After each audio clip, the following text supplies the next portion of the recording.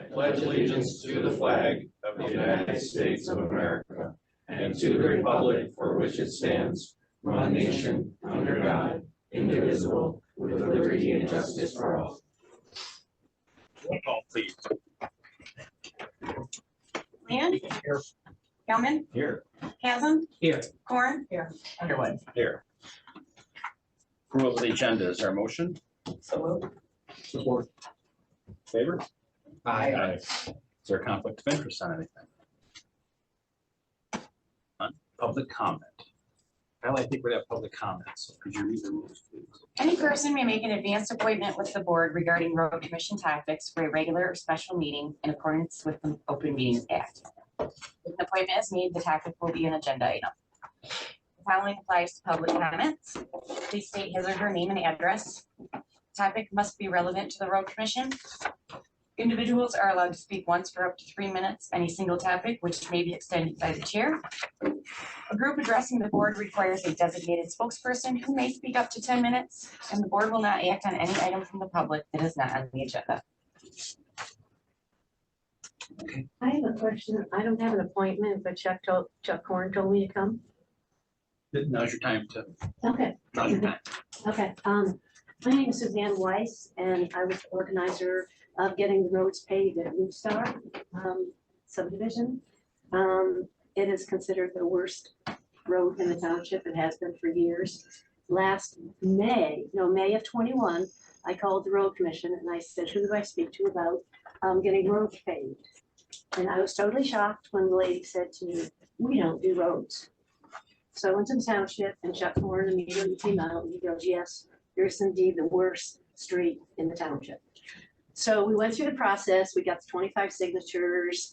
We went before the board. They approved the county to give us a bid. The bid was off because it included roads that were not going to get done. They redid the bid. We went and got the full signature. We were supposed to get it paid that year. Didn't get paid that fall. It didn't get paid in the spring. We jumped through hoops. Everything they wanted us to do, we've done, and we've done on time. We've even got way more signatures than they wanted. Everybody's behind it. We have 3 parties who's legally not on our road, but they share the road. They are willing to pay too. So I find out this afternoon that we are getting booted and we are not getting done, and we're not being considered because there's a difference in the new bid, which is the county never included any engineering in their bid. In my business, if I give you a bid, you can trust that it is true and correct, and we stand by our bid. Now the county is backing out, and they're not willing to stand by their word. So everybody in the sub does not understand what's going on. They're confused, they're upset, they're hurt, they're angry, and we'd like some consideration and figure it all out for us to get it done.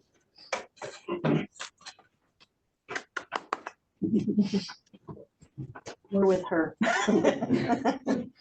And many more couldn't make it because I didn't find out about it until 3 o'clock, otherwise they'd be here. Well, this is on the schedule too, so we're going to address it. All right. We are going to be talking. Okay. It is on the agenda. So. Thank you. Any more public comment? I don't know. There's still. Never done this before, so. That's fine.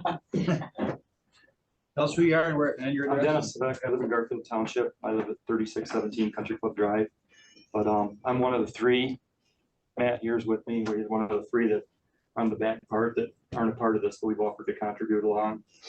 Obviously, no secret, we're heavy users. And I appreciate you guys patching the holes, but be quite frank with you, I think you guys ought to take a look at it. It's going to be a safety issue. And just today I was up to Leonardo's and I went back with my loader, a little car went around there. It'd break my heart if I had to come in front of this board and say, hey, we had to talk about this, and now we're talking about something that really seriously happened. I think there's a fiduciary responsibility here for the county to take a look at that on the safety side. That road is in bad shape. I don't know if any of you guys have actually ever driven it, but I think you ought to take a strong look at it. It's getting used more and more. not only by us, we're in the business, you know, and times are good, so we're busy, you know, and ultimately, we'd like to make it into a Class A road so we could use it all year round, but, you know, let's stop at the moon. I'm not gonna go for the stars. But, you know, I just wanted to let you know that my other two, Matt's here, Ryan, I don't know why he didn't show up, but, you know, we've offered to help, but it needs to be done, and I think you need to take a strong look at it. It's a safety issue, and I think that you guys are putting yourself in a situation, maybe if something happens, and there's been a couple bumps in there already, and I think you guys are putting yourself in a situation that you better take a strong look at it. Just giving you, letting you know what I think. Thank you. Thanks, man.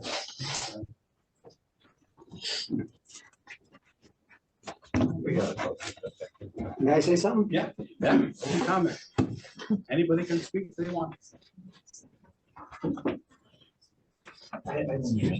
I'm Brett Crandall. We have the business at 716 Miser Court. We represent Creative Kitchens, and we have a lot of products that come and go. And we understand the potholes, they get filled, but they're so far in between even getting them filled. And they're so bad, some of our drivers are getting to the point where they're telling their corporations that we're undeliverable. And with that said, that's going to be quite a problem for that, to get our products there. The potholes, when they do fix them, they tap them with their shovel. They're not pressed. So as soon as it rains and we get some weather, they just pop right back. That's why they keep popping up like moles. So it's got to the point where it ain't gonna last. Even the repairs that we are getting, they don't last. And then when we lose them, then they just come back like whack-a-mole, just more and more every time.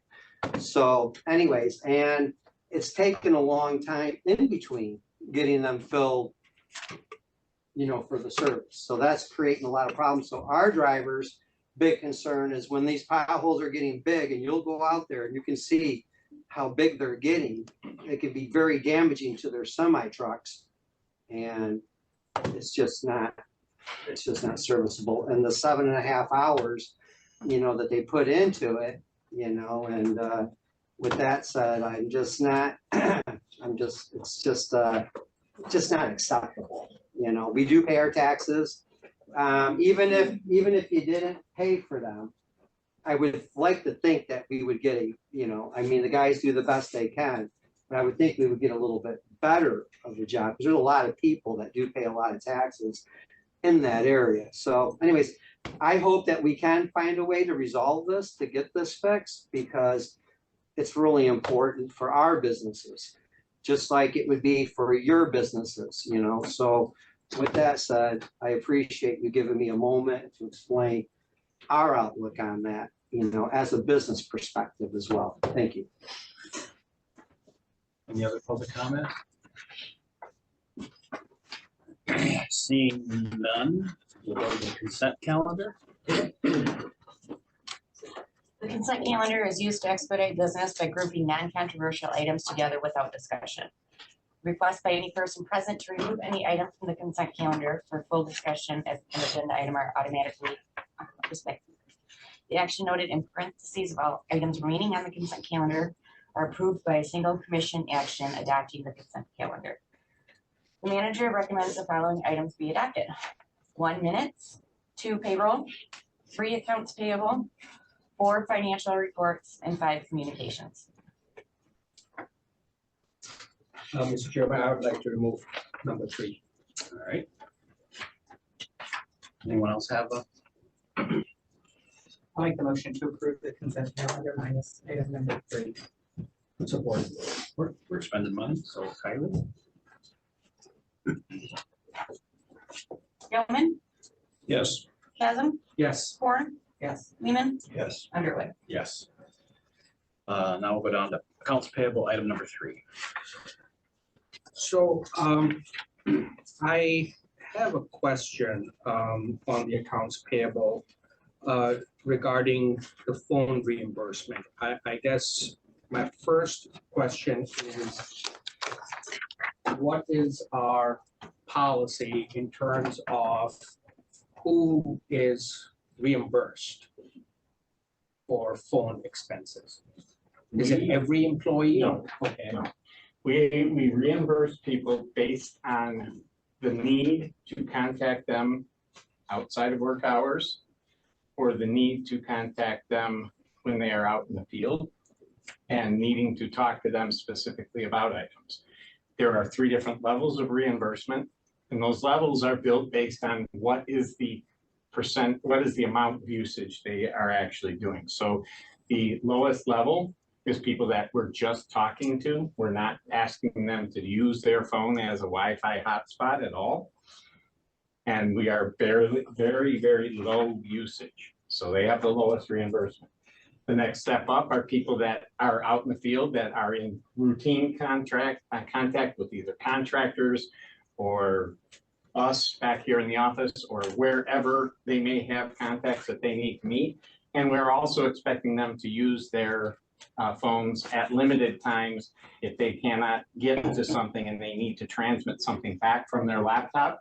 They are using their phone as a Wi-Fi hotspot, and we're having them transmit stuff back into the office if they need to.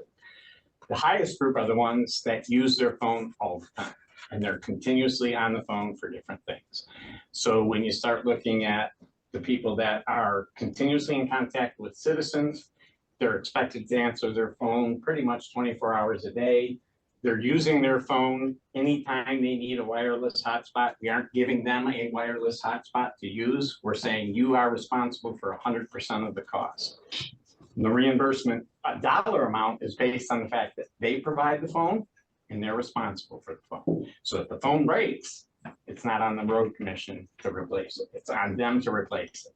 And it's up to them what they spent. If they decide that they don't want a brand new $2,000 phone every year, so be it.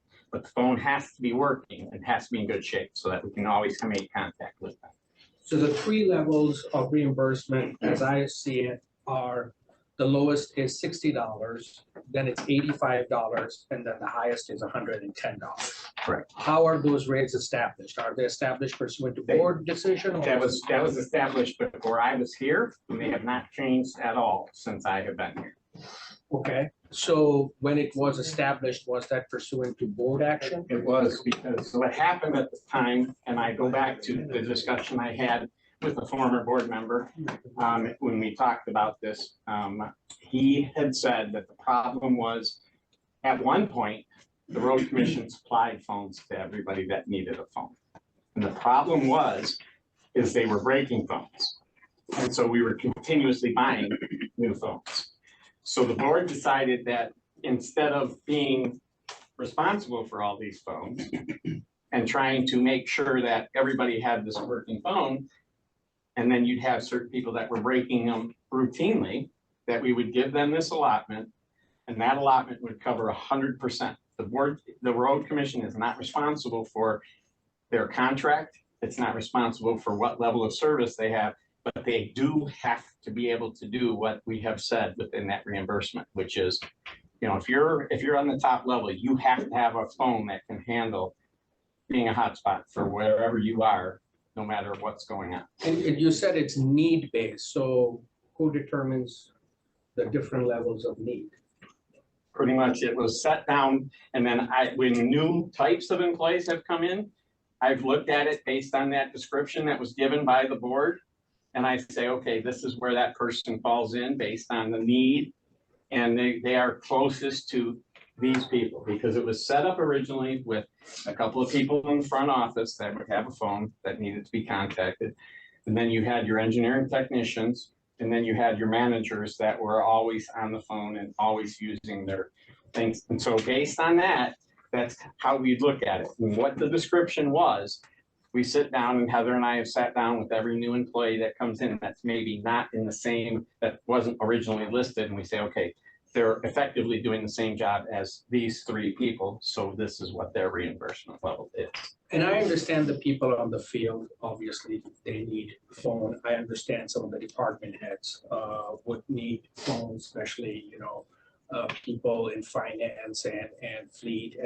But I guess I have a question as to why do the people in the front here need a phone? Are they basically answering phones? But they are also asked to do things outside of normal work hours. If I need to reach Kylie, for example, to get something out on the website because we had a collapse out on 633, I called her on her cell phone. She better answer her cell phone because I need her to put something on the website to say 633, the culvert over the stream collapsed, get something on the website now.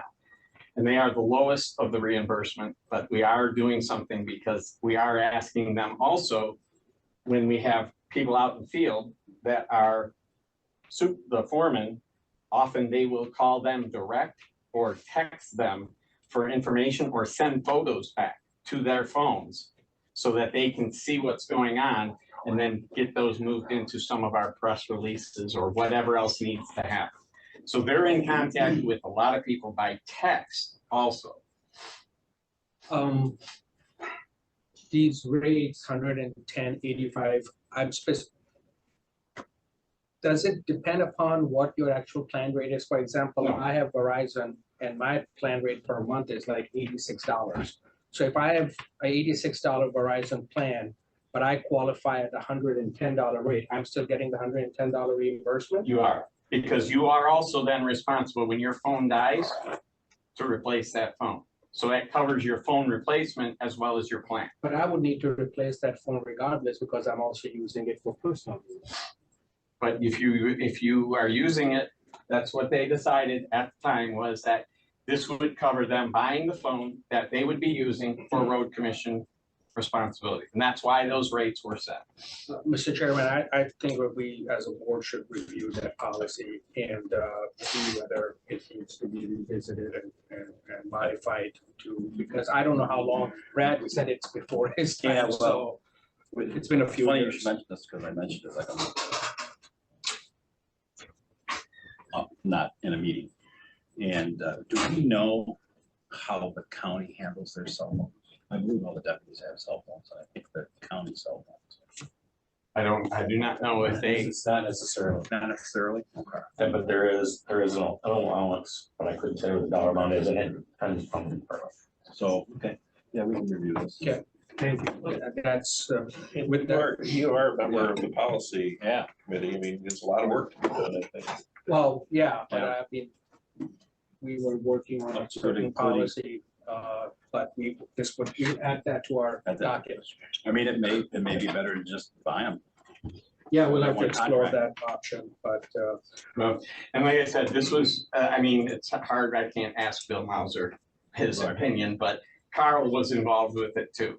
So if you know, if anyone, I vaguely remember it. I don't remember enough to comment. yeah, but Carl and Bill were the ones who, and Bill's the one I talked. we have a to. couple of other Yeah. pending policy matters that we have to address anyway, which we have, so we'll add that to our list. I can have 18 of them, and then there's the Verizon bill as well, so maybe we can look at what might be the best deal for everybody too. Right. Well, with that, I'll make a motion to approve accounts payable. I'll support. Yeah, they're spending money.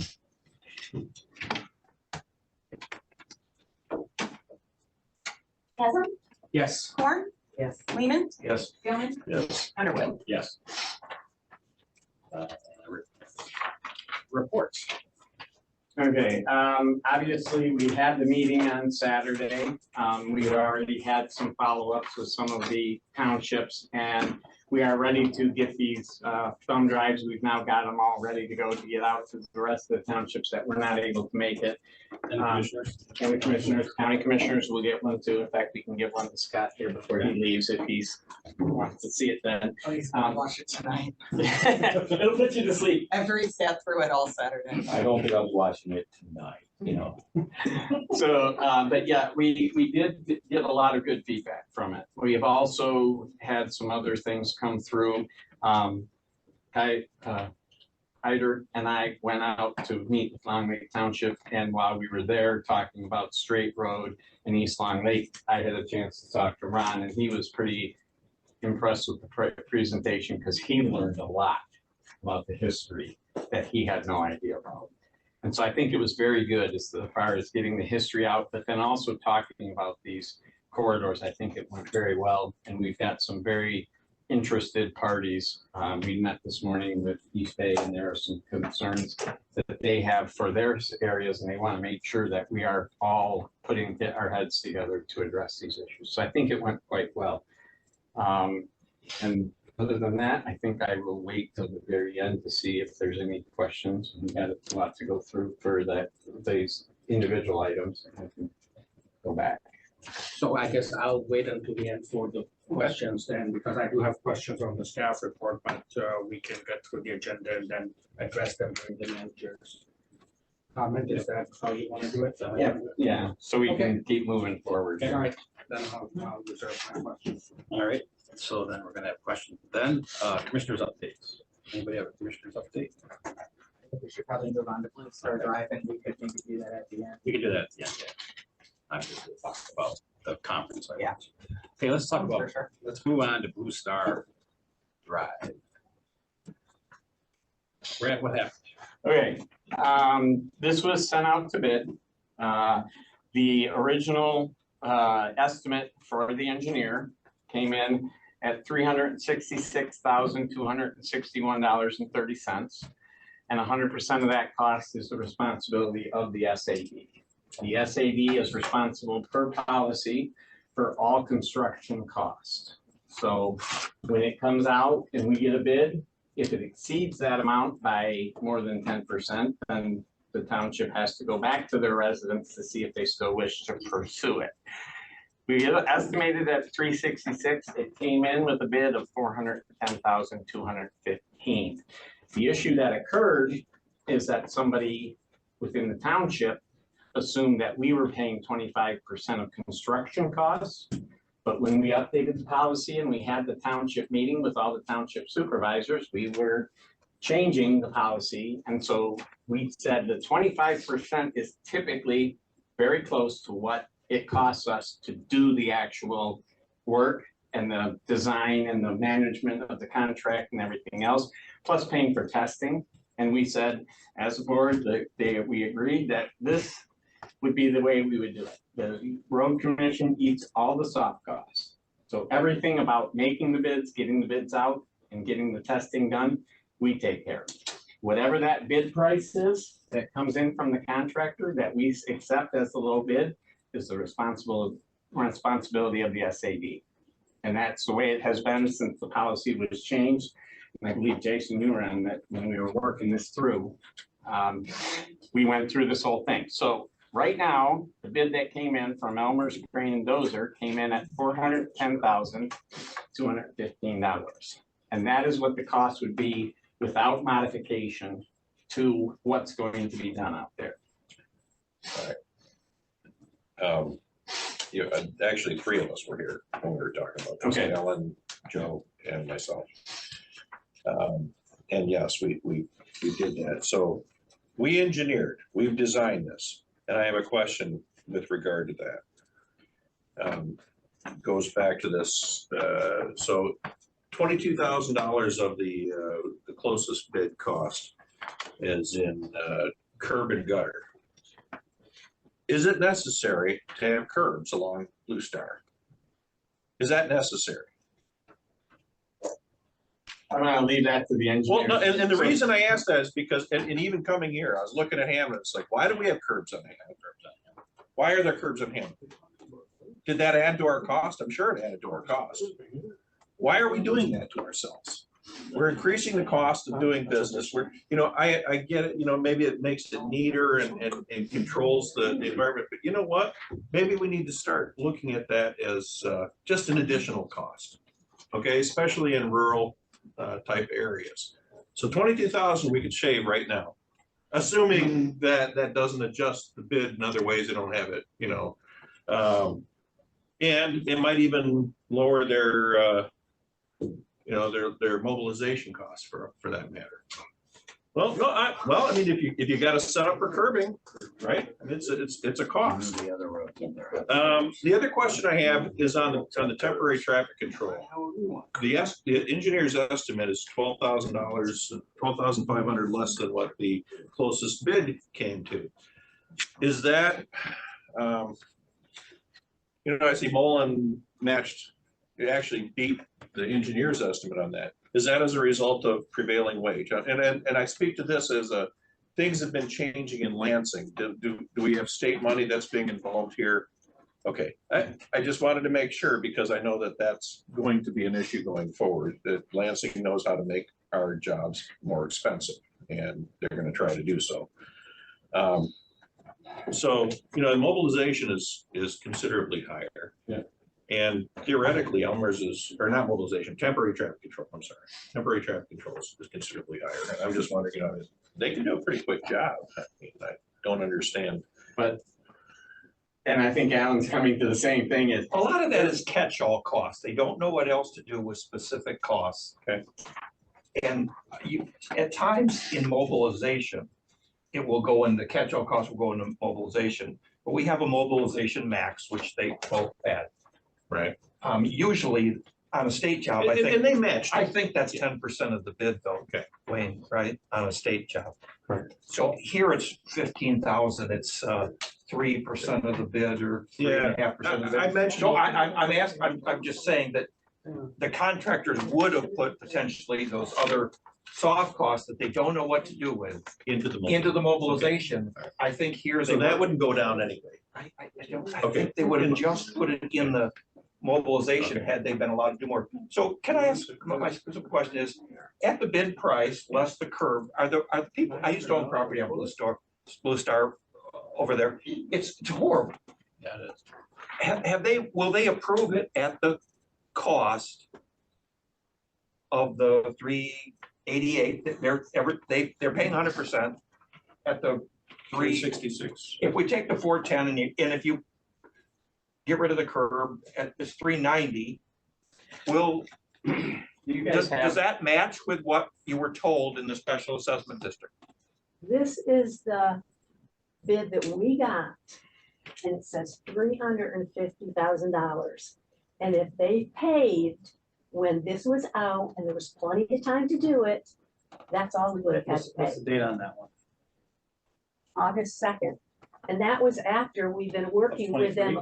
That's because this was after a whole year we've been working with them to try and get it done. Can somebody explain that? August 2nd of this year? No, last year. Oh, We've been last year, wor- okay. We've been working for three, like, from, This is the problem. This board, I mean, I'm not gonna argue about curbs and gutters and pavement because that's not my specialty. But we sit on the board to set policy and procedure, and we have a really big problem because this public hearing was done a long time ago. Yeah. And if you read this, it says bids were received September 27th, 2023. It doesn't really matter, because I understand that costs change and materials change and engineering changes. We all know that. All you have to do is go to the grocery store and know things cost different. But what bothers me is we work on this timeline with winter, and this project was started years ago, and now we get the bid in on September 27th, 2023. So if there's an issue with the numbers, it leaves no time for the township to hold a public hearing. Maybe, I'm not gonna put words in your mouth, but maybe they're cool with the 410, but we'll never know because there isn't enough time for the statutory public hearing before the snow flies. And then what happens in fiscal year 24? Well, we're up 20% in cost. So then we go. That's to me the thing that the board should be discussing, and why I wanted to have time to talk about this was the way that we handle special assessment districts. They are a gift to the road commission. They are us getting our assets improved for a fraction of the cost. People are willing to invest in where they live or have their business. The townships are willing to invest in that. We should prioritize SADs. I have a long list of SADs that have been delayed on engineering bids and costs, that there have been mistakes. Everybody makes mistakes, so that's okay. That's not the biggest deal in the world. But when we've been dragging along Blue Star Drive for 2 years and we get a final bid on September 27th, it just doesn't make any sense to me. Can I ask when that hearing is? Can it be completed this year if we approve it? No, because it's over the percentage that's allowed to trigger a public hearing. Assume we assume. No, let's just say we went ahead and we did it. Can I- So we would have What's the biggest number that they can approve? that is approved. In other words, without triggering a public hearing. Yes. I believe it's 10%, but I'm not. 10% of what? the 360. 10% of the original bid that was approved at the public. 366 plus 10% is, plus 10% is, but 366 is not the bid that was approved at the public hearing. I think she said. What was The 350 is what was Yeah. approved. The public hearing was April of 2022. That's why we're upset. so Yes. take the 350 and add the 10%. How much is that? 385. 385. And I would make a motion that we pay, that we authorize this. Because we don't prove it tonight, it's not gonna happen. I support that motion. I want to authorize. What is it, so that I'm clear what I'm voting for, what's your We, vote? we authorize the contract. My compatriot here suggested no curbs. If we can get the engineer to agree with no curbs, maybe we put some bit curb on there. It's 390. They've accepted 386. We're on the hook for $5,000 or $10,000, and I would want us to pay that. And that bid that you got was not an engineer's bid with all the parts and everything. It was an estimate. Because the public hearing Yeah, process. well, and the reason I ask is because if it included, for example, you know, It's got a $42,000 contingency in there. It's got, 42,000, so there's a 42,000 contingency on top of the 350. No. no, in To the. get 350. So it would be 310. Wait, But But that was based on what needed to be done I- before the actual. the other design. thing is we're facing the thing where there's usually only one large company bidding on a lot of these projects for us. That's. And our costs are not gonna go down. So my motion is we approve the Blue Star bid for 390. the maximum Well, cost of the 410. SAD of 385. Yes, And that, Is that with, like, we were told we paid half. That's not, That's Between, not that's what that between you is. and the township. you're paying, That's between you and the township. so we would do the 10%. We don't pay anything towards construction. We pay soft I costs. don't know if we're gonna get anybody that's gonna Right. vote on that. I mean, it was Well, pulling teeth to get this. If they passed. approve the 350, then they've approved the 350 with a 10% contingency, which puts you at 385. Were you told that we would But pay we half have, of we the already 350? have a contingency in here of 42. No, there's a difference between that contingency and the contingency on bids. So when you bid, when you approve a SAD, as long as the prices come in on the bid do not exceed what you approved, the 350 plus 10%, which puts us at 385, then it can move forward without any public hearing or anything. We can just move forward at a cost of 385 because that's the 10%. If it exceeds 10%, Then you have. then we have to go back to public hearing. But they are saying they are willing to pay it, that additional out of road commission funds to keep the cost under that 385. That takes into the 350 bid plus the 10% allowable by state law with this Okay. SAD. Okay. But they are, just so they're clear, their obligation is to pay how much? 100%. Out of the Between them and the 385. township, they have to pay the whole 385. 385, okay, I want them to be. And I don't know clear what the about township pays. Right. Right? It's not, every township is different. that. I just want that to be clarified so that there are no misunderstanding or misinterpretation that if the 385 that we are approving today, it's 100% payable by you, but that is between you and the township, how you do the split. Dennis had his hand up again, Joe. Since we're Yeah. went over A this. little banter is good. So what you're saying is the cap to the SAD is gonna be 385, Yes, and then above the 385, road there isn't commission's gonna be gonna, anything above, anything above the. anything above the 385, We're gonna you're gonna absorb that. Yes. So our formula isn't gonna change from day one with the SAD. No. So our number's not gonna change. Yes, it is. Yeah. Cause we're Because gonna, in our formula, they were gonna pay 25% of this. They're not gonna do that. We're gonna eat that part. So it is gonna be higher than this. the county was originally gonna pay 25% of the SAD. Yes. No, The road commission's had a policy for maybe 18 months. 25% day one. Township was 25%, we were 50. I don't think the Policy. hearing was prior to that, but I think the project. We changed it. Did this happen before you guys changed your policy? no, That's where she got her this was a numbers? couple of years ago. it was before it started, it finished with you coming on the board. So what I was can that? offer a suggestion on this. I don't feel comfortable voting on anything without numbers. Like, I think it's pretty rough, and we can't speak for a township board, and we can't speak for everybody that's involved in the SAB Right. since they're not here. But could we authorize our staff to work with the township and a representative from there and put a timeline on it and maximum cost that we would be willing to absorb, and then see what they can Well, work out? we could authorize We still have to authorize the that amount contract. of the contract. Yeah, we Right. said, So we And then have to figure do out that what now or gets it can't paid be what. done. No, you can authorize the contract, but I'm saying when we authorize our board saying that we would pay a certain amount, maybe we don't know that amount just yet. Correct. We We have to would- be an up to amount We would because, authorize the actual contract execution and then Because- the rest of just the money because, is figured yeah, out. we could approve it, but we don't wanna lock them in. They're not comfortable. They don't know the numbers yet. They don't have all their neighbors with them. Because if we don't approve this Back to tonight, your it can't problem. happen. Sounds like there's a timeline issue too. Well, no, you're not, because if they can figure it out in the next week, there's no problem on that. We already authorized the bid.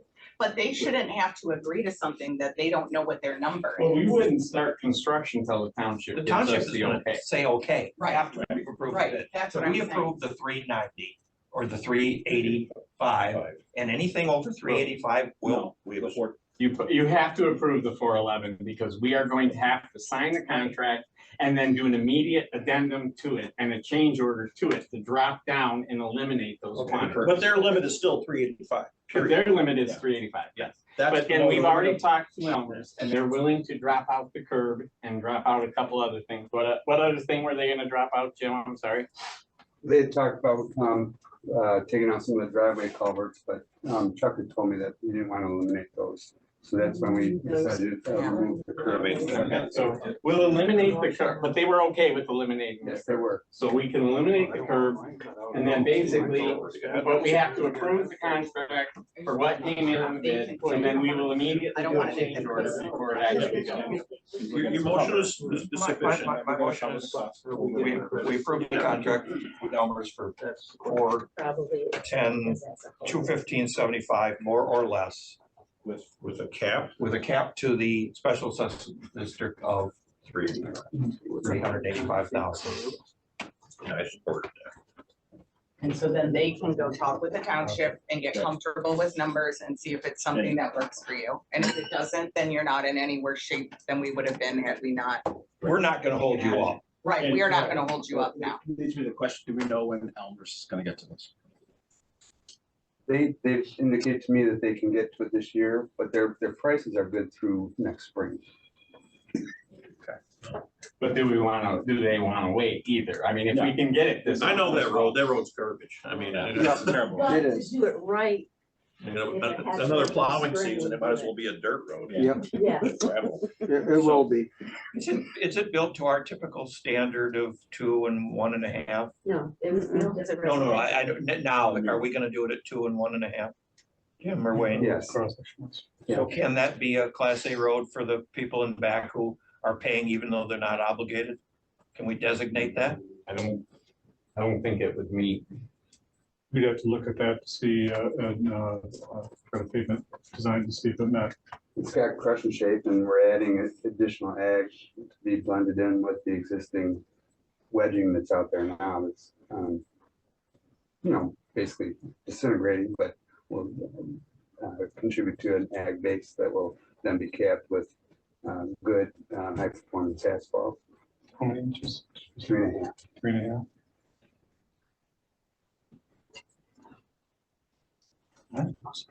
Anything else? I like to look at our procedure and policy. I don't understand it's been coming in the end of September for a public hearing from a year and a half ago. I don't get that.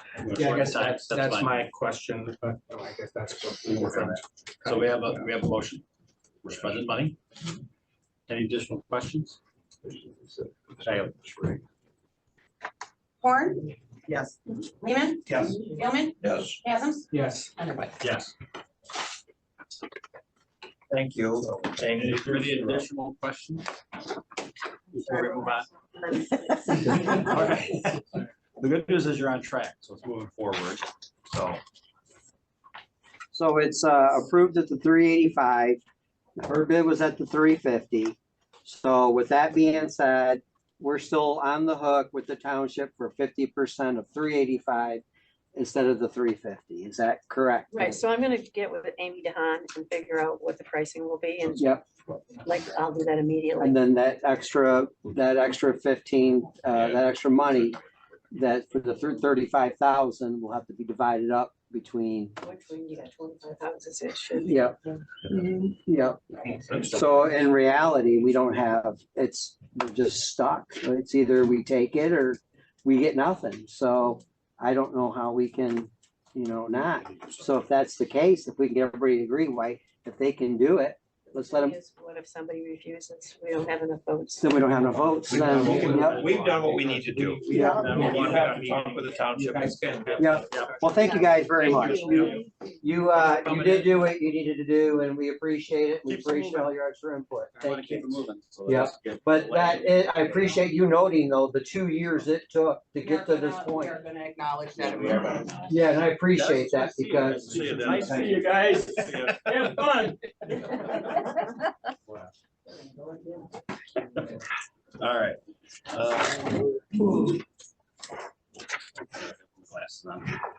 Discussion on Saturday. On the capacity. Is there any further discussion from Saturday? Questions, comments? Gosh, what did you guys talk about? You should have been there. You've missed all the fun. I really hope that presentation is viewed. I learned so much, and I probably know more about this project than your average person, and I learned a lot. And I think it really does a lot to dispel some of the bad rumors, or just, it's been a 30-year project, so people just forget details, So it was just a really good thing, and I really hope that people watch that. I think OHM did a fabulous job. I really do. I thought it was easy to understand for people that aren't engineers or planners, and I thought it was a really accurate look at the history of the project, and I would love to see that spread around. And we're working on that, so. It's also good to look at the actual numbers that's going on. Yeah, that was great. The second part of, Jason, just so you know, the first part of the meeting was the history of the project and kind of talking about it. Okay. But the second part was that cool map that Larry had with like all the interactive numbers of the traffic counts on the different roads. And then talking about what it was just obvious by color, what was the major corridors for people and commuting and things like that. And that was really, really good too. I think we probably all knew it, but I don't know that I knew some of the impact of some of the numbers. So that was a really good thing too. And most of the township supervisors were there, and so they got to see the numbers in their area too. Yeah. Began to talk about how capacity increases will displace some people. We talked about That's right the way it away. is, right up front. That some people And it will was, displace. I think that having Steve Deering talk about it, because he's had so many years dealing with those things, he really brought it to a level that anyone there should have been able to follow through at least and understand, that a 2-lane road is not half the capacity of a 4-lane road. Right. Or just because you add 2 more lanes doesn't double your capacity, it just doesn't. So he started going into, where you need to add turn lanes, where you need to add double lefts and that type of thing. So it was very good as far as getting that information out. It was really good. And I think it's gonna be, the meeting we're gonna have here coming up in October is going to be also, I think, very beneficial as the townships start putting some of their thoughts to it. We can start getting to work with them to. 24th? That's the tentative date, correct. We're gonna bring that up later to make sure it works for all the commissioners, but. It's not gonna work for me, so I'm just letting you know. Because we tried for the 25th, which is a Wednesday, and they are booked at Networks Northwest, so unless we were. Yep. Oh, yeah, no, I do have it on my calendar already. Okay. I thought we had. Okay, any additional? Let's move on. We gotta do the prioritizing for the MPO. Okay, who's gonna handle that? Wayne? Sure. Before you, I didn't give you the whole big package. I didn't think you needed that, but you got the important front cover sheets.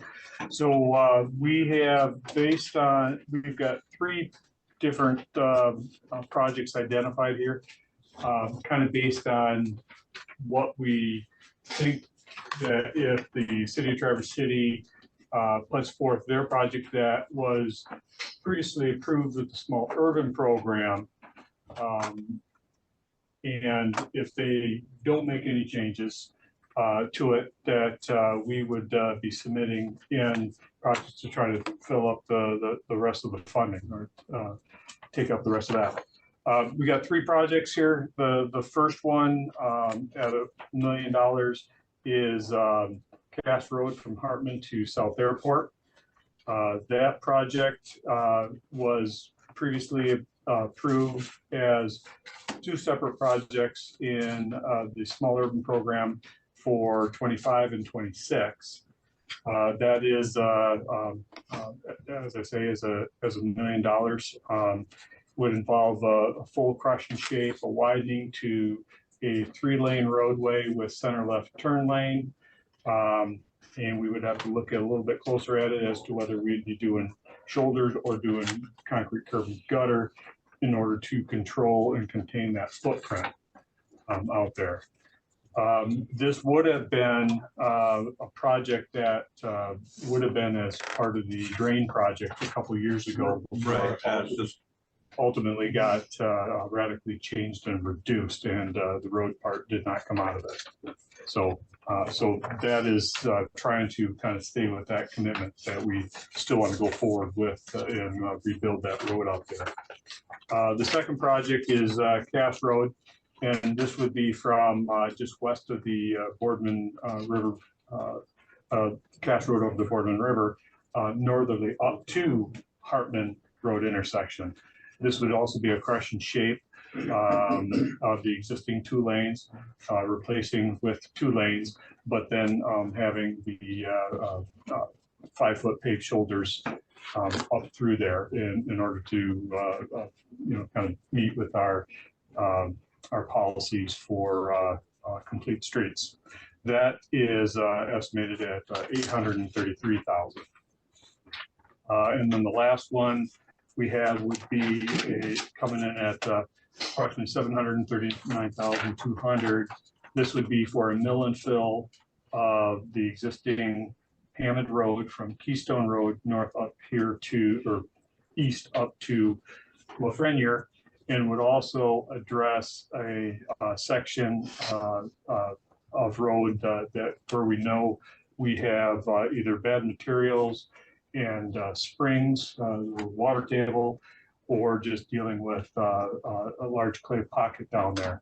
And we have pretty substantial frost heaves every spring that we have to mark that roadway for. And it's fairly dangerous. It's on the eastbound lanes there.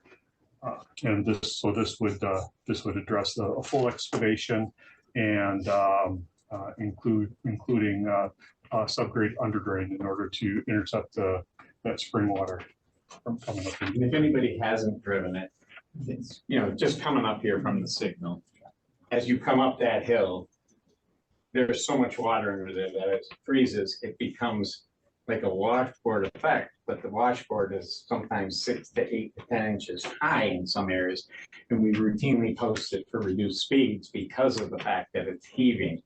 Now, the road has held up for now, but it's still a problem every spring. And this is a fix. I mean, we're not gonna have this problem. Right. Correct. It would, Down the road. right. Sure. And we're gonna. this was the reason this was occurred was because when that bridge that created the rest of Hammond out to Keystone, cost overruns became way out of control on it. And so they did not do a complete excavation in there, and they kind of said, okay, well, we can put this road here. And they did not address that water when that bridge, because those bridges went way over on the cost So estimate. that basically helps the east-west corridor. Yes, it does. So Has to what's be the done. lifespan of this improvement? So a typical mill and fill you're looking at is a 10 to 12 year type of fix. So we'd be milling off that top 1.5 to 2 inches of oxidized asphalt and replacing it with new hot mix asphalt. So this actually fits in with the Hartman Hammond crossing because this would be obviously the traffic will be coming down this section of the road. Right. So it kind of delves nicely with. Right. uh, And to go too far on it, we don't know, what's gonna happen at that intersection. So if we're moving forward and we have to change that whole intersection, we don't wanna go way over doing it on things if we're gonna have to change, approaches and everything else. And the road out there, other than that one stretch that blows up, those 2 lanes heading up the hill, other than that, it's a good road. It's just that blows up every spring. So this particular portion that you recommend, that's part of one of the projects, is that going to be impacted as part of the Hartman Hammond crossing? Because we certainly don't want to sink in $739,000 into a project that we end up tearing it up and reorienting it differently. The conceptuals, as I understand it, for the bridge crossing would have a roundabout that would actually be shifted further to the west. So this area would not really be impacted. Definitely where the fix is, where we have the water problem and the heating, is about 250 feet to 300 feet east of the intersection. So that would be well outside of any kind of a zone where Yeah, so we would most likely, after all that construction's done, we're probably gonna repave at that point anyway. Because you're gonna have a lot of heavy traffic coming in and out and everything else. But this is a 10-year fix. If it were a reconstruct, crush and shape, it would be substantially higher in cost. But these were already on the list to do a small urban in 25 and 26. Because Some there's of them, more money 2 of because them. of the And then the MPO. next one. You're pulling these forward. Correct. Yeah, exactly. To fill that gap, right? We have the 300. But Traverse City has next year's. So basically, we have to wait and see if they have something on their to do. And if they don't have a project ready to go, that's why we have to prioritize these because we don't want to leave any money on the table. So we don't know what Traverse City what they have in terms of their project. Do they have to use up the initial 300 and whatever that they were getting under the small urban? Is it that money That's plus? 320, no, that's 325 is included in the million. So Okay. it's just, we're increasing that amount, but that 325 is not above and beyond the million. So they could technically have a project that is limited to 325, and then there's another about 700 grand. No, unfortunately, the Traverse City Small Urban projects of 24, 25, and 26 were just simply eliminated By the city? by the state. Oh, They looked at it and said, well, you're going to be no longer a small urban, you're going to be a small MPO. Therefore, they merely sent out a new list and none of our projects were no longer on. so as of now, they don't have any projects? As of right now, there are no projects. But they had plans of doing part of Vets Drive from where we left off. I thought that was already there's been a PR problem with that lately. Yeah, once it's And granted. the response was that it was on the docket and happening this spring. Not might happen this spring, maybe happening this spring. It was, we will get it done. That was until we became an MPO and they wiped out our project. So So let me ask you the a question. technical committee most likely will vote to say, yes, take that small urban money that you had for that project and Put it go towards forth with it, veterans. and put it towards veterans. Yeah, But it's coming now before the technical committee, after we do this submittal next week. Then it goes to the technical committee. After the technical committee actually gets all the projects prioritized, then it goes to the policy board and the policy board votes on it. Once that's voted on, then those will be the projects that are set for the first $1 million of the MPO. So on the MPO, the different organizations nominating projects would be the city, the county road commission. What about Lebanon County Road Commission? Is that part of? They potential can submit, nominations? they can submit, but right now they do not have anything. When I talked to Brandon, their manager, he said they're looking probably 6 to 7 years out, and then he has one project. Okay. Because he only has like one federal road that's not owned by the state. Because they have It's not state like he has like federal roads running through that And there's corridor. no other agencies that are nominating? No. Okay. No, we have some partnerships that will work with Beta Right. because they have some access They to have some that of this money fund. for So they're gonna get a percentage of off the top of every year's, just based on the way that. So I have a question on the Hammond Road project. Is that something that's critical now, or is that something that we can include when we start building the roundabout? I would say the fix for that frost heave is something that it's been on, something that we've been wanting to do for a while. Okay. On that, and again, this form is nothing that, our NPO has. Yeah, I know, this was not something that the MPO, It was, guarantee the policy board didn't even know this form. This was just basically sent out to everyone without any input, so that is going to be a different discussion at the. So our job here tonight is to say 1, 2, it's 3. in an effort to be able to have some kind of a similarity in project submission. This person was able to kind of reach out, grab up a form from another MPO, submit it to us. Not all these fields are applicable. And even, so I mean, I'm comfortable if we don't even prioritize and if we just look at. Well, which one of the 3 dollars affects the most moving vehicles? Well, the numbers. Well, I got ADTs on here, and so Hammond has the largest ADT. But I would say that I'm personally in favor of the Cass Road from Hartman to South That's Airport. what I was going They to should be in the opposite order. I Yes. think that's number 1, the middle one is number 2, Yeah. and the top one And I is can number go- They have And the been- reason, and as a, someone who speaks to the crew, they would like that to be the first also. Because when they go out there to do approval or improvements, they have found asphalt at times that are 24 inches thick.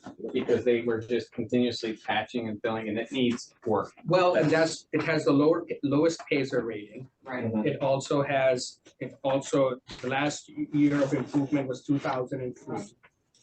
And apparently from the presentation, it was something that was supposed to get done Yes. and didn't get done, so I think that's probably where I am at. Is that a motion?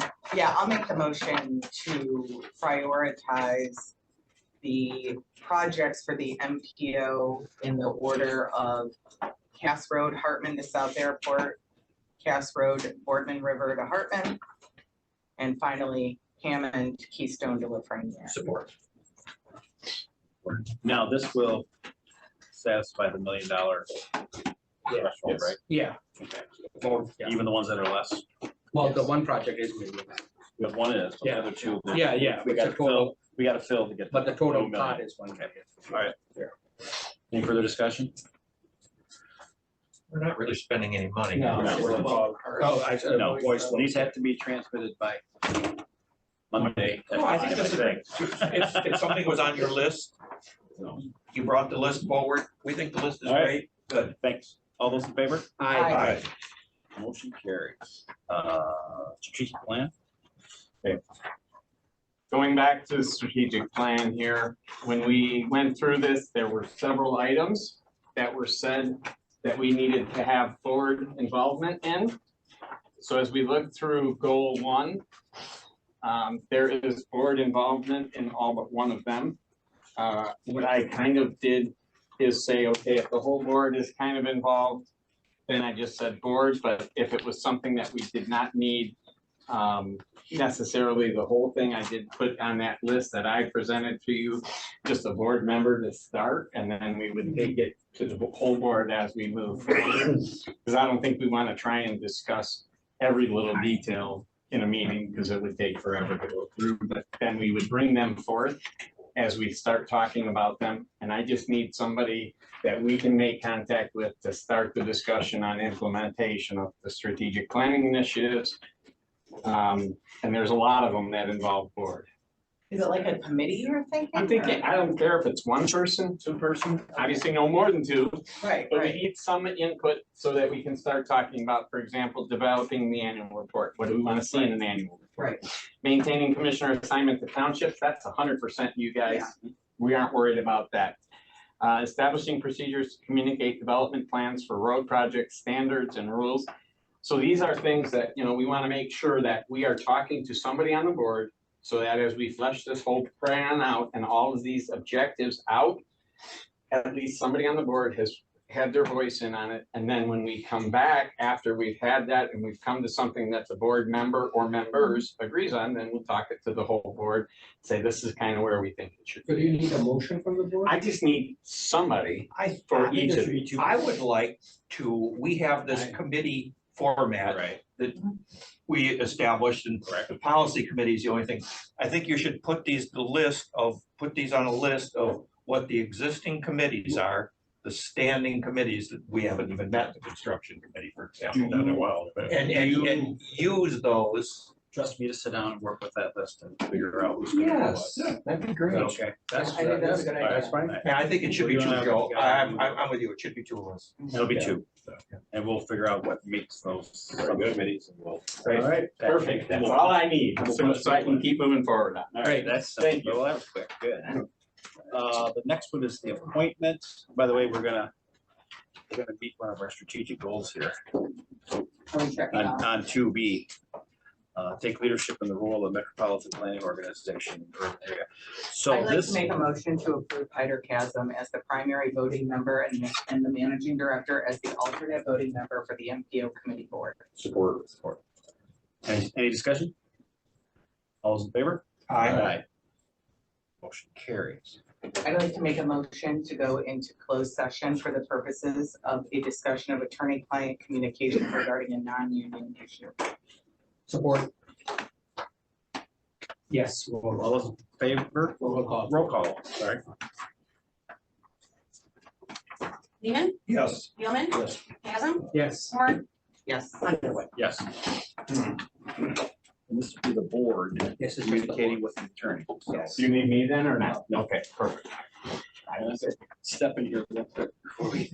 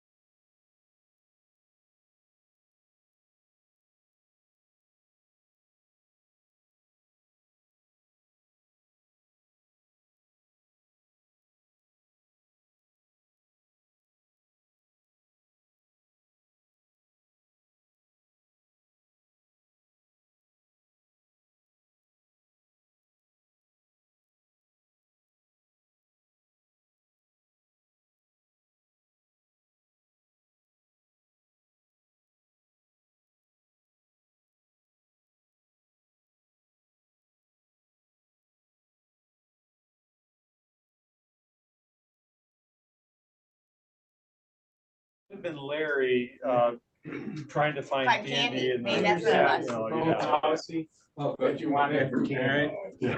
What is the date on it? 2016? It was before me, but No, I think it was before. All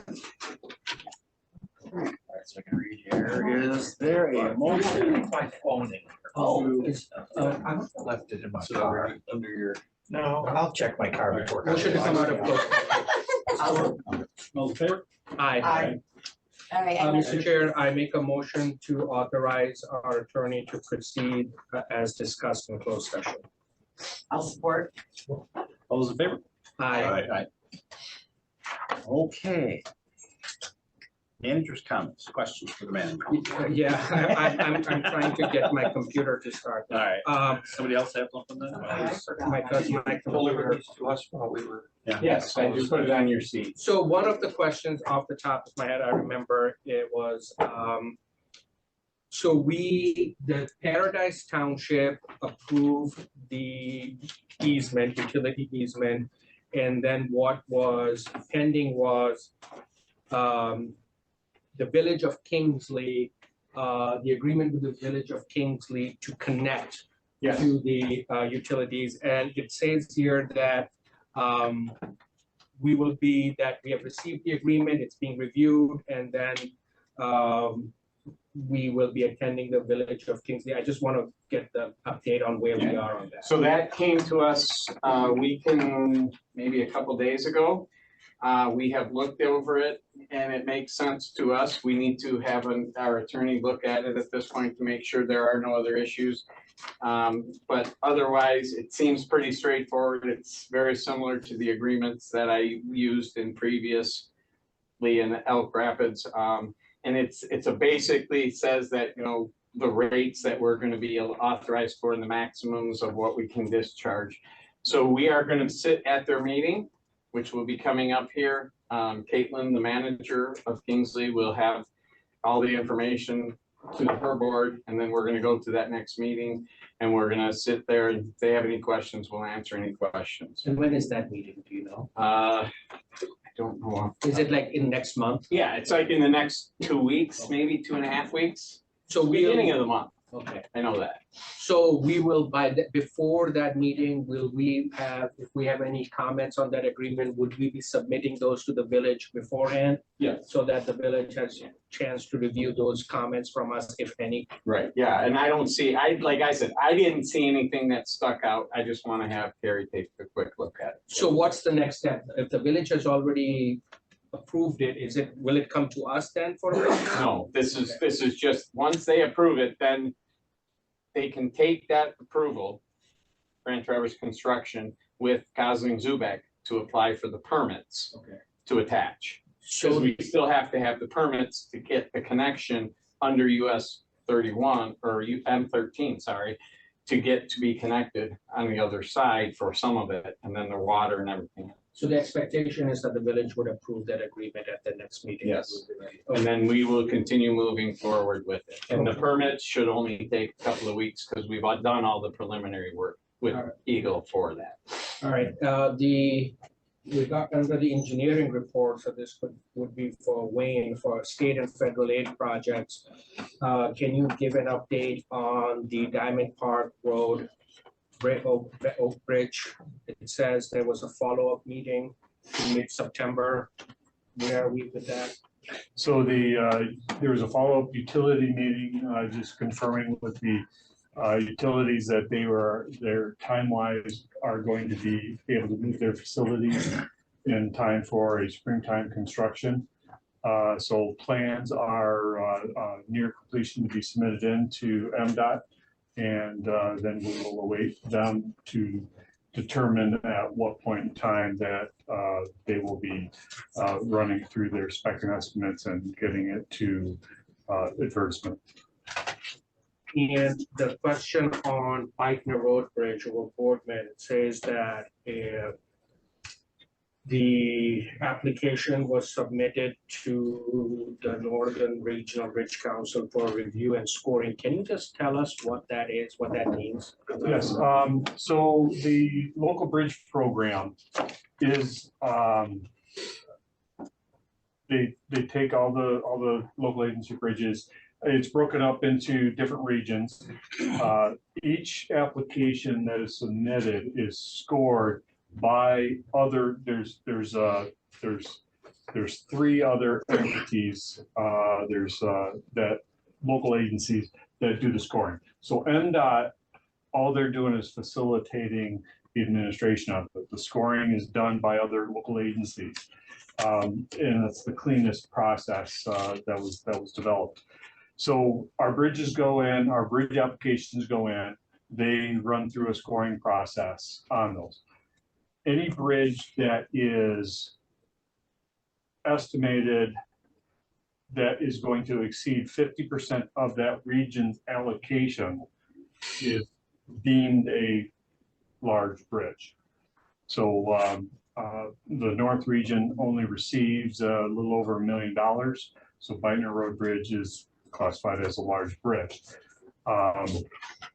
This is our third year submitting Beitner Road Bridge. Last year, it was number 2 on the list under scoring wise. That was from the North region and submitted down to the local bridge advisory board. This year, it has been selected and supported by the North region they applied $400,000 toward that. The reason for that was because Lansing, the local bridge advisory board down there, they look favorably upon agencies overmatching the minimum 5%, which you've put 20% toward construction on that. Then the North Region Council has also applied $400,000 out of their funding for it. So that will now then be going down to Lansing for it, and I believe their next meeting is in early November, late October, early November on that, where then they will go through the process and select bridges or the large bridge. Which agencies are in this council, North Bridge? You said they're local agencies, so are they composed of Road commissions? So the North Region Road Commission? Yes. Yep. And so they review and score these applications based upon what? There's it's a developed list of everything from the type of structure it is being proposed, ADT, average daily traffic, detour routes. There's an economic component. There's one part that is kind of a free range, and if it's something that looks good, they can give it extra additional points there as well. And this could be a question for both of you, because you're on the technical committee of the GTCI. Is this something that could be eligible through the MPO grant processing, or is this? Yes. Okay, so are there plans to then apply for grants or seek funding through the MPO or is this project already past that? As long as it's within that area. And so right now, we're moving up steadily on this list. And so these are funds that are pretty much going to come to us at some point as we move up the list. And it's no, this is through that local bridge program. Right, okay. So if it's something that we don't get it selected this year, and then maybe it looks bad that we're not going to get selected the next year, then we'd have to start looking at saying, okay, what other options do we have? But with us moving up consistently every year, we are pretty confident that we are going to have funds coming, if not, out of this meeting, potentially the next. Well, I see it's planned for 2026. So is that the expectation that based on the funding that we are expecting to get from MDOT out of the local bridge program. All right, well, like I said, I have a few questions. So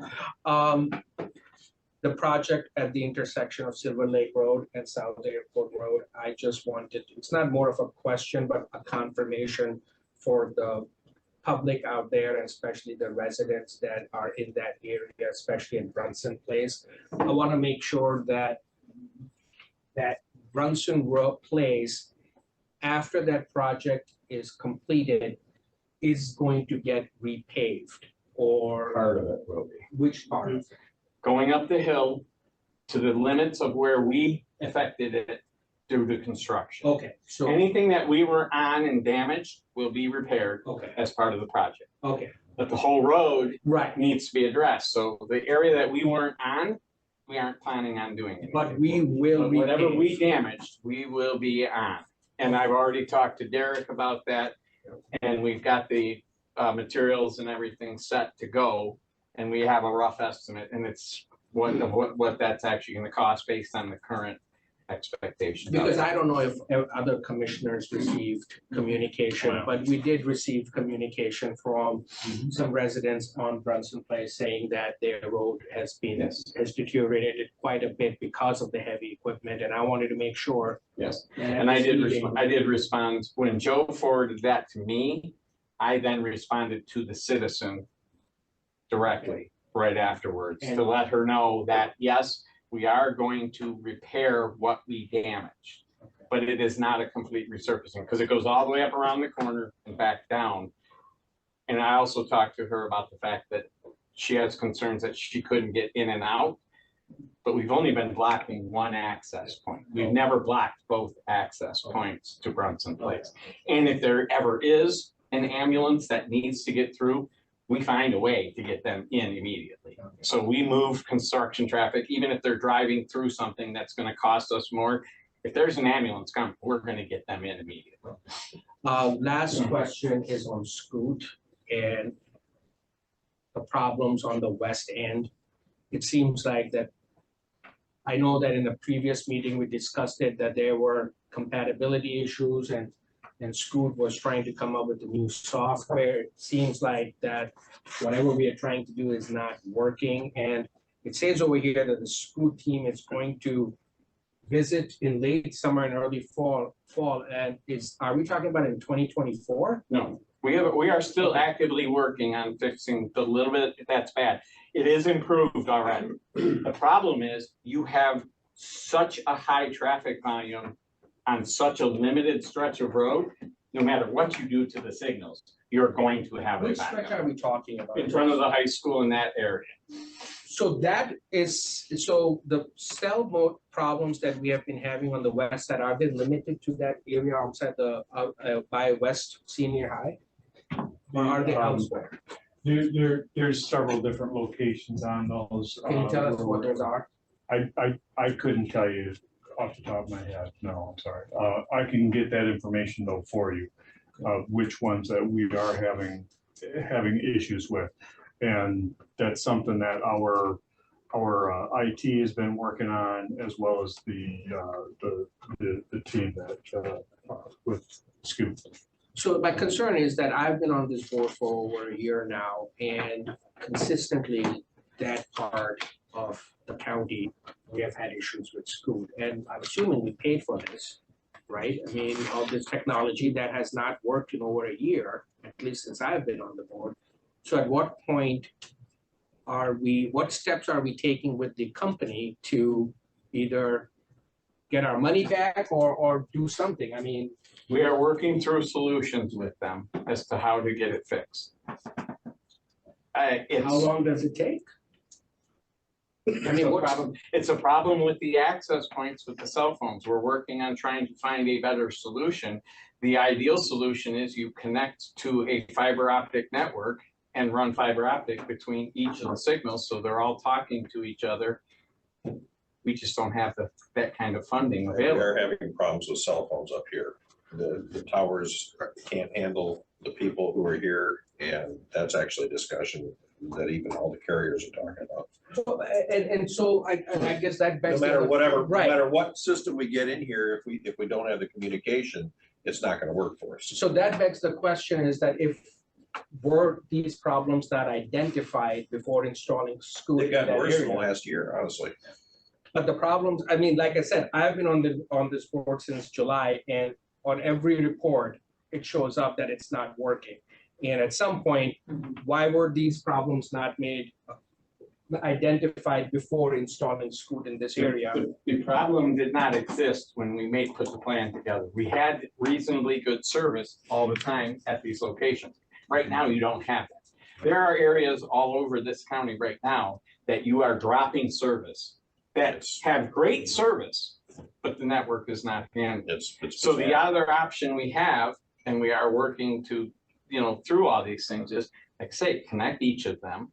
It's pretty pricey to connect them all with a fiber optic cabling, but it is something that could be done. The other option is maybe we start looking back towards our radio system and see if there's anything we can do with the radio system now that we're upgraded to the new system and start working on that. And it needs to be done because we cannot survive out there with the traffic volumes without a functioning. As traffic volumes increase, it's going to get worse, and we need it to work. We got to find that solution. But the best people that we know that are working on this, that have worked on it all over the US, all over Europe, they're struggling with it too, because it's a cell phone that it's just dropping connection. I think at some point we have to, as the road commission, have to decide when we start looking for alternatives if there is no ready fix. With Scoot, maybe Scoot is not the direction to go to at this time, and maybe some other time when cell service has improved in that area. But we can't, keep having this technology that we paid for essentially not work in a part of our county. So, and I understand where you're coming from. If we take out Scoot completely, because it is working partially right now, and it is improving things. If we take out Scoot, you go to a manually set timing pattern that never adjusts for traffic variance, which is going to cause even further backups. We are working forward with it, but if you go to manually set timing patterns, when traffic increases, it's still the same timing pattern. You're still going to get 45 seconds of green to the east-west, and you're going to get 30 seconds to the north-south, as an example.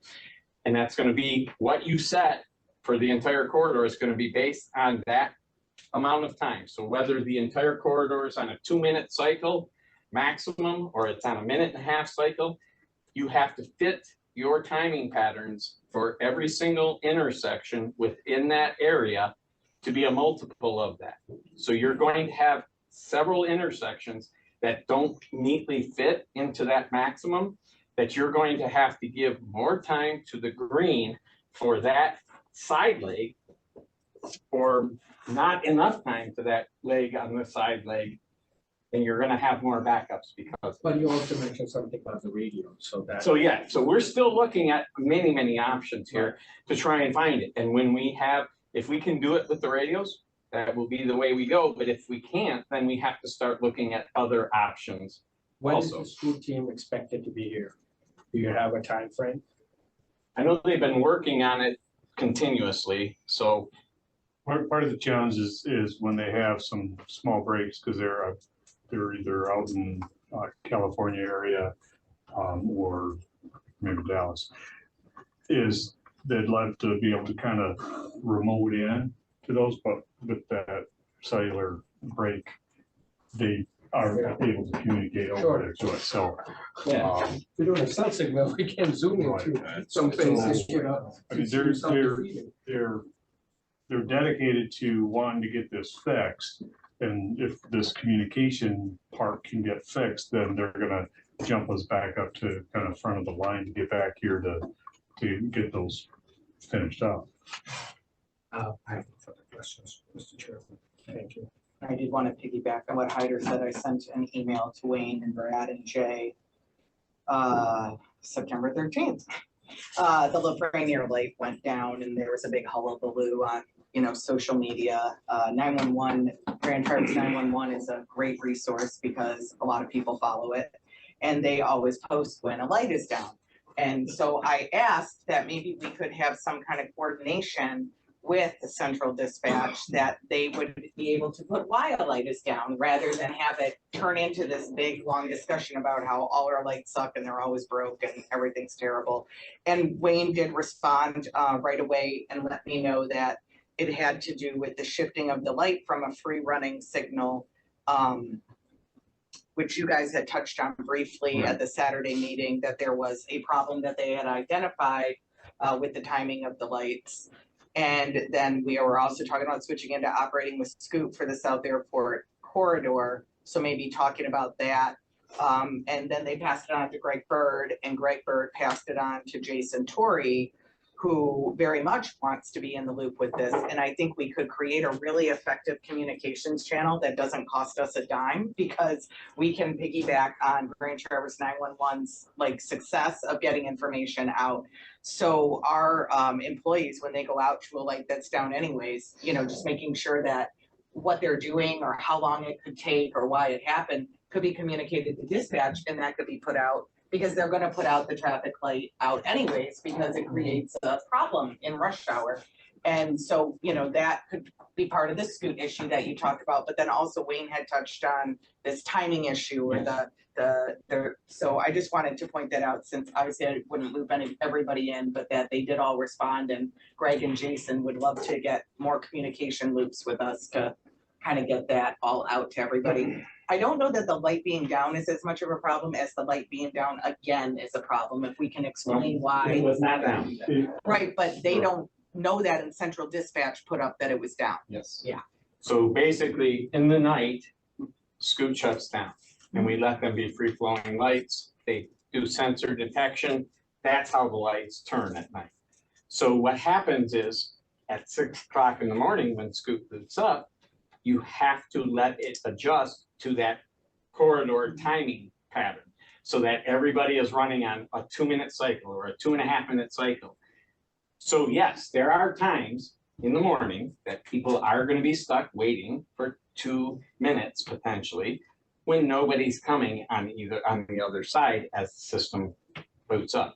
So the options we have, we can start it earlier, we can let it run all night, but then if it's running all night, then you are going to be stopping traffic all night that doesn't have anything. So we kind of picked that best of both worlds to allow it to freeform and roll with cars pulling up to it in the night, activating the light and allowing them to go. But it's just that few minutes that occurs every time the system goes back to live, as it retimes and sends out the timing signals to every signal on that corridor. And if it's something that we decide, if we want to start it earlier to avoid some traffic that's coming in at 6, we could start it at 5. A lot of people are commuting by 6. I don't think that that's weird. I mean, especially with how early the junior high is. But yeah, I know that that was one identified issue. But the other issue is the lights do go down and there is a Scoop problem. So just what I'm saying is we could just communicate that better and people understand. I think it would, you know, lessen the issues that we have with just that perception that the lights are always down. They don't work. I'm not saying that that's true, but you know, if we could share information better, I think it would be helpful for people. And that was a perfect example, because that one was not technically down, right, but it went out of control on, you know, the court of public opinion. So there you go. Where are we on this agenda? Are we in commissioner comments? I think we're moving on to commissioner comments. Okay, I have a couple of things on commissioner updates. Peninsula Township is hoping, Wayne spoke about this a little bit, that we would perhaps consider Blue Water to be one of the local roads that we take over, because that's a kind of a cheater, there's nobody who lives on Blue Water, but all the Bluff Road traffic is coming over on that. There's almost nobody on it. And I don't know that in our initial round of road evaluations, I don't know, did we pick anything in Peninsula Township? Oh, yeah. As far as the cheaters and the stairs and that. Oh, yeah, on that there for identification, you have a list on that there, and we have it. So there are roads up in there that are identified as local throughs that we would be. Okay, they were looking to include Blue Water because of all the traffic on it. And then when I visited with Garfield Township last month, Chris Barchef said, "Thanks for your help in the Zimmerman Road intersection," where I had brought up to the board's attention that we had some left turn lane problems toward the high school.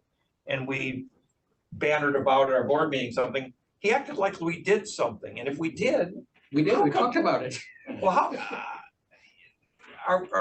how do we follow up on that? Because he said something, well, thanks for the follow-up or thanks for the fix, but I would like to be included in that. So Included in that cycle. So what happens, when our folks are out there, if they notice that there is something off inside the cabinet, they reset it. But they're doing that countywide all the time. So if it was out of sync and they said, hey, we need to reset, it's not something they're thinking about, well, this is gonna make some drastic change, but maybe it did. Yeah. And it's just like, it's just a normal, because Haley's out there looking at these cabinets monthly to make sure there's no problems. Because in the past, we had batteries that would leak and everything else. So she's checking them all the time. And hitting a reset button is not really a repair, but it might have made a big difference. But if it reduces the left line and the traffic getting out of the two big subdivisions on the Zimmerman Road, it is kind of a big thing, I guess. But she doesn't even know that that's what it's doing. She's just hitting a reset button because it's not in sync. And it just starts doing what it's supposed to do properly. And then my third issue, it's not an issue, it's a question for Wayne. The engineering report had something about our scoring on the it was supposed to be last week, I think, on the Long Lake intersection study. Were we going to receive that grant? And it said the decision, hey Brad, maybe the decision was coming on the 17th or something. No, we submitted, I think. We submitted for it. I don't know what the date is that they. Oh, I thought that was going to be a decision point. No, on that but grant. we haven't evaluated that, and we've gone out there based on their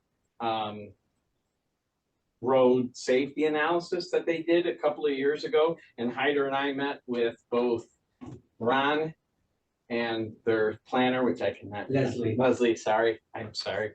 And then also Kyle, he's a representative of the owner of the trailer park, and we started talking to them about what is it gonna take. And so we had a very productive discussion, and the week after, on October 11th, we're gonna limb up his trees so people can see.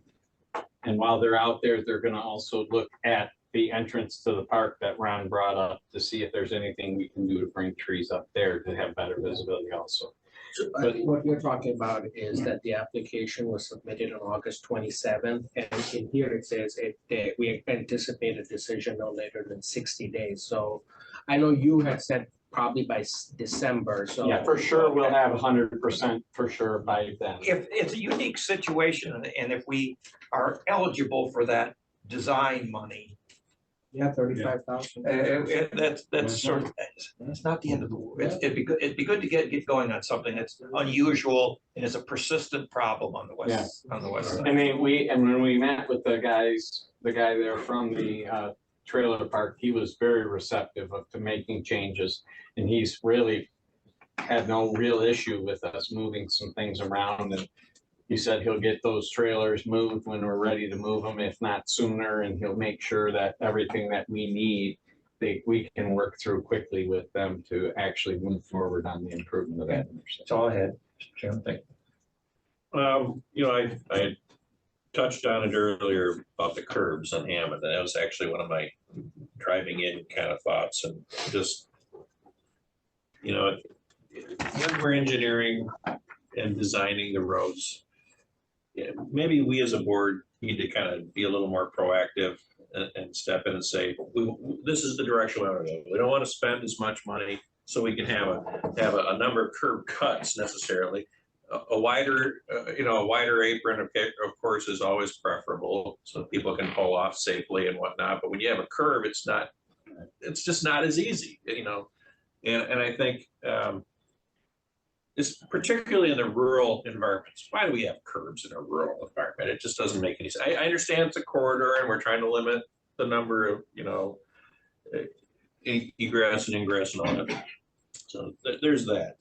We definitely need to consider talking about that and setting a tone at least so that our engineers have some direction. It's not as if I'm trying to tell you every job you do, you kind of alluded to that once, If I may respond. Yeah. if you recall, we talked about that in the design and what we were doing down through here.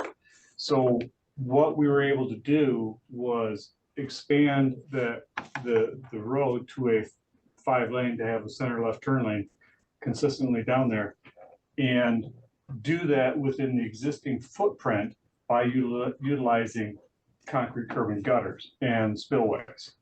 If we were to have gone with just straight shoulders, we would have been on either side, you know, consistently, would have been having a 5.5 to 6 foot impact in wetlands consistently up and down through that road. So we'd have had. Which we wound up having some impact anyway, as it turned out, if you recall. Yeah, because the point where it did flood, that was an issue, because we were all sitting No, in here with that. okay, problem. and that's That was- a perfectly reasonable explanation. I Right. understand that. And so what we were able to do, and it was basically an offset of the additional cost of the curb and gutter was offset with the reduction of doing that widening and that impact into the wetlands. All right. And it does help, because I'm not sure how many of you drove this section of road prior to the curb and gutter, but it was not uncommon for traffic to be flowing at 65 to 70 miles an hour up and down here with the curbs. People have slowed down a little bit. We're definitely in that 62 range, 63 range in the mornings. People, when they're. Yeah, I don't care about that. When they. With the number of people that walk and try to get around anymore, it's problematic, because people are always. All right, I just wanted, you know, when we're considering these things, you know, As for curb and gutter in rural areas, we do that very limited because it is something that we have to constantly maintain. The best locations or that will do it is when we're getting at intersections in order to control the intersection, because people don't always like to slow down when making turns at an intersection. And so they cut to the inside and they blow that gravel up, and then we're getting edge fault. So we pave a little bit wider, and then we pave a little bit wider, and then we pave a little bit wider. Pretty soon you can land, you know, an aircraft carrier, you know, or something out there. I know what you mean. And so we wind up controlling the spread of those intersections with concrete curb and gutter, as well as increasing the safety, because we don't have a bunch of debris pulled up and blowing up onto the road all the time.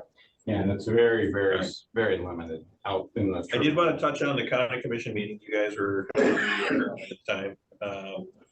The county passed through our basically to sell the bonds, you know, no problem. It's like 1, 2, 3, and they even tried to make it so I didn't have to talk. Unsuccessfully. So anyhow, so that, you know, no problems there.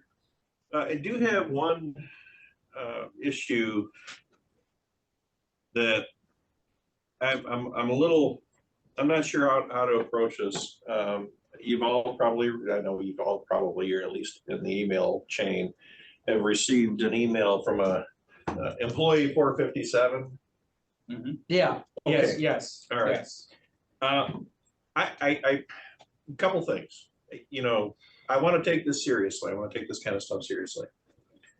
I really, really, really dislike anonymous things.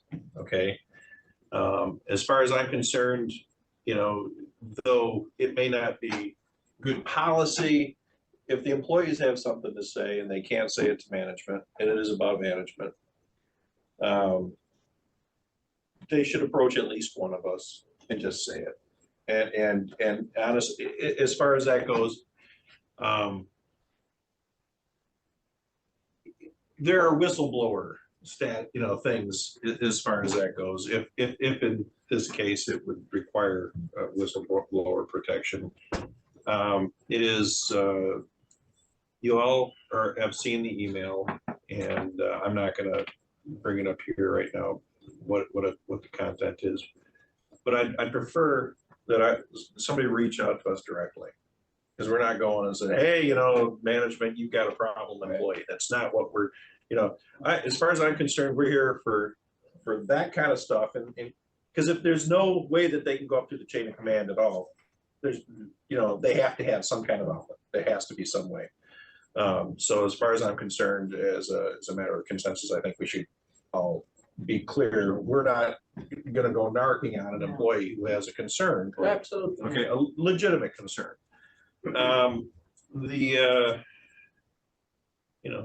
So there's that.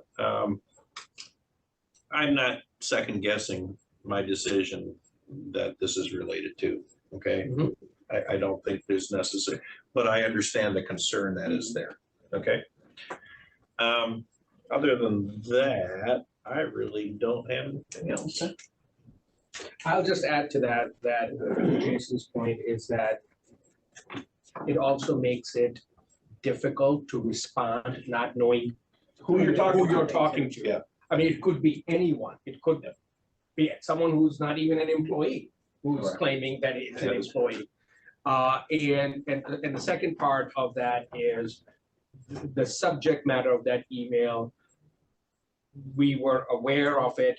We considered it. None of this was a surprise to us. None of that was kept from us, and we made our decision with the full information that is the subject of that email. So, because I know it got shot up the chain of command when you came, but it wasn't because it wasn't considered here. It's because we were dealing with someone that we don't even know who that person is. Anything else? Anything else? Couple things since we last met. We were on Ron Jolly while you were at the road commission. That was, I think I've been told it was somewhat informational, so hopefully that helps everybody. And, attended the CRA conference in Manistee. Interesting, very interesting. It's became very evident that the folks from Eagle and Lansing, especially when it comes to brine, have their own agenda. Looking at trucks, I think our policy where we're going to pull forward on purchasing truck chassis is probably a wise thing based on an actual presentation they had. So there are some other things that are coming from that's actually pretty informational. So the electric trucks will not work, and they're not too sure about the 2027. It's working with Right. Well, their exact reasoning behind is, number one, the battery life goes down when it's cold. Oh, yeah. And the batteries weigh so much that they would so substantially reduce our hauling capacity of sand and salt Makes them worthless. that we would be going out to turn around to come back, and then we'd go out one road, to turn around to That's come not a back. big truck. Yeah, it'll hold a whole 1 yard. Yeah, and the life, what they're finding with these as they're trying to do them even on delivery trucks, the gentleman from Western Star said they've got a couple of delivery trucks. They're good for 4 hours when they're going between Lansing at the distribution center for Meyer and the 4 stations around Lansing. They got 4 hours of driving time to get to each of those stores, get unloaded and, drive back so that they can switch out trucks. They'd be in the second truck for the second half of their day. It's just not, it's never going to work. With the weight we pushed, it's not going to work. And road financing, well, nobody knows what they're doing in Lansing. So all the people that had knowledge are not there anymore. So I feel like you work in Lansing, Joe. You're saying that? Nobody knows. well, they We need again, you anybody with knowledge is no longer there. Well, there's different interpretations of the law. Yeah, but that's the problem. And they're stuck on a mileage tax, which I don't think is the correct thing to do myself. It's just as easy to tax the kilowatt hour at the charging station as it is to have OnStar remit how many miles you drove. And where. and Well, I'm where. glad you're down in So- Lansing. So So there. that is, I literally, the people that are in charge of transportation now have no clue what they're doing.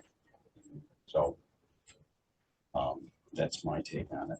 So with that, is there any second public comment? Well, I'll entertain a motion. Motion to adjourn. I did right away, but I wanted to. grab an envelope.